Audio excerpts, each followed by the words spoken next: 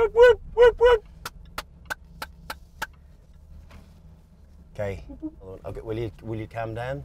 How good was last night? Oh man, I didn't sleep. You're going to have to calm down. No. You're actually going to have to calm down. You know me. Because we might have a treat. We might be picking up someone.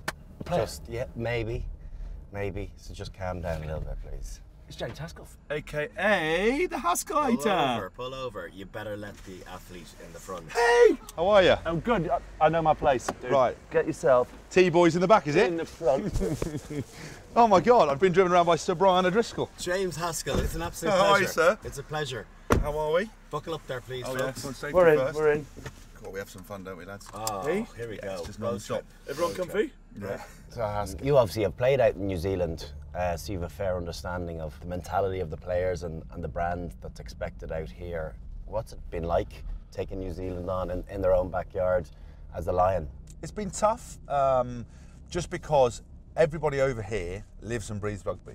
You know, it's like no other place you go and play rugby in the world, because you know you're vying with other sports. Rugby is the #1 sport here. Everybody wants to be an All Black. Everyone's wishing you good luck, but it's always good luck. You're going to need it. That's the best bit. You kind of get a bit of chat from fans, and you almost have to kind of point them out, going, "You're not playing. You don't play for the All Blacks.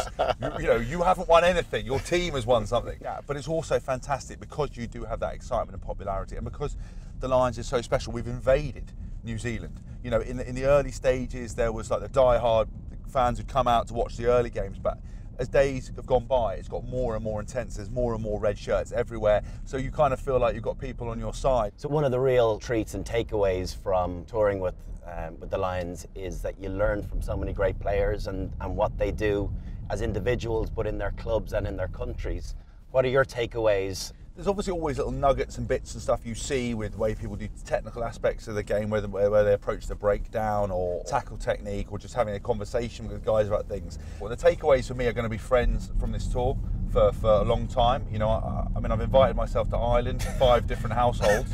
I'm going to I'll probably make up a trip to Scotland to see Greg Laidlaw and maybe Tommy Seymour. I might venture up there. I've just kind of tried to take some friends home more than anything else. You know, I spent a lot of time with Joe Marler and Dan Cole, an unlikely duo. Like Johnny, I've got like a house on fire. Same with Dan Bigger. You know, there's a lot of characters like Carl Sinclair's turned into an absolute monster. When Cruiser got inducted into our ranks, he was nicknamed the Turnip.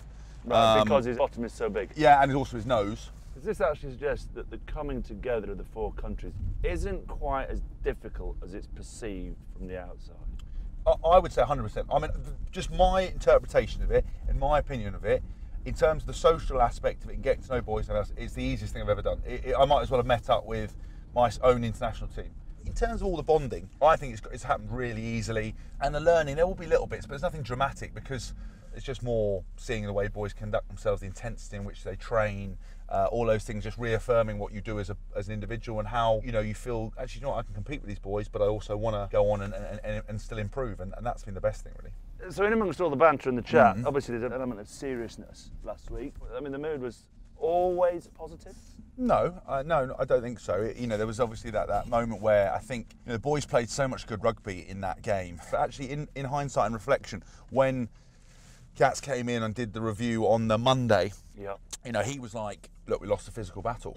We got beaten up, and that's not what this side's about. You know, you kind of put physicality and energy, etc., in the same bracket. So it was quite an intense review, but I think the guys went out and trained hard. So there was that real intensity, but as it built towards the week, it became more positive. So this win now, this weekend, will change the whole dynamic. Now it's just about prepping for Saturday. There's no point in doing too much and taking some of the zip out of the legs. It's been a long season. It's been a long tour.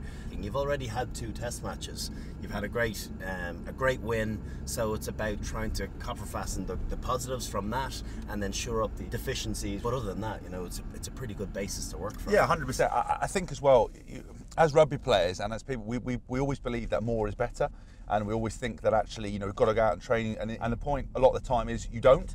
And that, as long as you've got the detail and the work, and as you said, saving the actual legs, being fresh for a test match, sometimes it can be a rare thing. So going in there and actually being able to do that, and no doubt there'll be tweaks in terms of some of the line-out work, some of the plays. They'll obviously throw some tweaks and changes there, or they'll go back to things they used earlier on in the tour, possibly, whatever it might be. And then we'll build into the week. The pressure has shifted to them. the doubt is in their mind now. They'll be thinking, how the heck is this series still alive? Yeah, there's a shift now in perception within the country, with the media, with the public. Just their cough has been softened slightly, and they're on the back foot, and it's not territory that they ordinarily find themselves in. Right, I know a great little coffee place up here, Brian. I'm gonna pull in. I'll be right. tea boy. Okay. It's one of my favourite spots in New Zealand, Loud Bay. You know me, I'll get the teas. Drink, what do you want? I'll just black Americano, please. Hask, I know what you want, brother. I'll be back in 5. Perfect. Oh, it's ruffled me as well. Well, I'll be honest, but you think his chat's bad, his tea's even worse.